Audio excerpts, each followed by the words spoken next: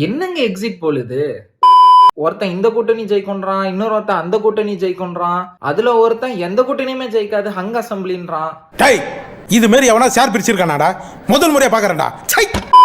ஆனா seriously தமிழ்நாடுடைய political dynamics கம்ப்ளீட்டா change ஆயிட்டு இருக்கு. ஏன் சொல்றேன்னா, எலெக்ஷனுக்கு முன்னாடி டிவிகேவோட இம்பாக்ட் வந்து கம்மியா தான் இருக்கும். அவங்க அதிகபட்சம் ஒரு 5 சீட்டு ஜெயிக்க வாய்ப்பு இருக்கு. ஒரு 10 to 12% தான் அவங்களுக்கு வந்து வரும்ன்ற மாதிரி எல்லாருமே சொல்லிக்கிட்டு இருந்தாங்க. ஏன் ஈவன் நம்ம கூட ப்ரெடிக்ட் பண்ணியிருந்தப்போ ஒரு 15% அவங்க வந்து அட்டைன் பண்ண வாய்ப்பு இருக்கு.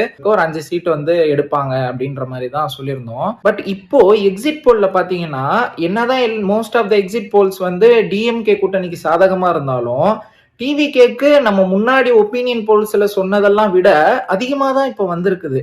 அதுலயும் ஆக்சிஸ் மை இந்தியாவோட எக்ஸிட் போல் பாத்தீங்கன்னா சான்ஸே இல்லை. எப்படிங்க ப்ரெடிக்ட் பண்ணீங்க? என்ன ஒண்ணுமே புரியல சீரியஸ்லி. பட் அவங்க தான் ரொம்ப டீட்டெயிலாவும் வந்துட்டு இதை நாங்க எப்படி எடுத்துட்டு வந்தோன்றதையும் வந்து எல்லா டெமோகிராபிக்ஸையும் பேஸ் பண்ணி ஸ்பிளிட் பண்ணி காமிச்சிருக்கிறாங்க. ஸோ என்ன நடக்க போகுதுன்னு சீரியஸா தெரியலங்க. மே 4க்காக தான் நானும் வெயிட் பண்ணிட்டு இருக்கேன். ஐ திங்க் இந்த மே 4 வந்து இன்ட்ரெஸ்டிங்கான டேவா இருக்க போது தமிழ்நாடு ஹிஸ்டரியில.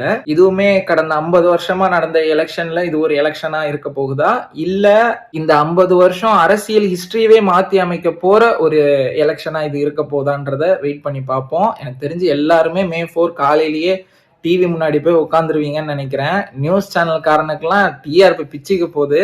மே 4 ரிசல்ட் வந்த அன்னைக்கு ஈவினிங் டெஃபினட்டா நம்ம ஒரு வீடியோ போடுவோம் எல்லாத்தையும் அனலைஸ் பண்ணி. So stay tuned.